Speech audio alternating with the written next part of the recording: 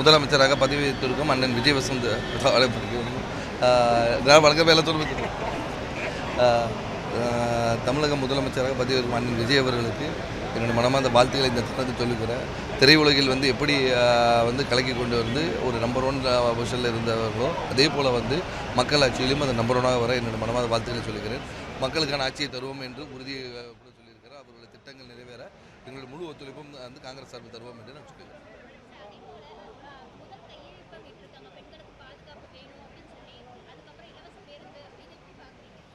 இல்லை, ஒரு எடுத்தோன்னே ஒரு டைமை வேஸ்ட் பண்ணாமல் உடனே பணியை தொடங்கினார் என்று தான் சொல்ல முடியும். அவர் கால அவகாசம் கேட்டிருந்தாலும் முக்கியமான அம்சங்களை கையெழுத்திட்டிருக்கிறார். கண்டிப்பாக மக்கள் நலனுக்காக தொடர்ந்து உழைப்பார் என்பதில் மாற்றமே இல்லை, மாற்று கருத்தும் இல்லை என்று சொல்லுங்கள்.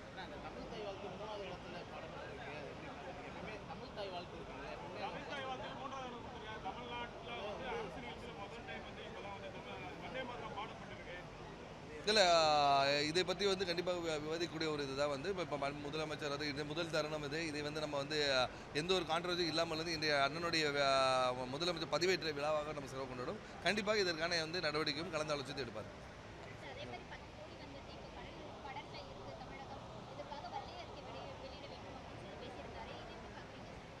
இல்லை, என்ன ஸ்டேட்டஸோ அதை பப்ளிக்கில் எக்ஸ்போஸ் பண்ணணும்னு சொல்லியிருக்கிறாங்க.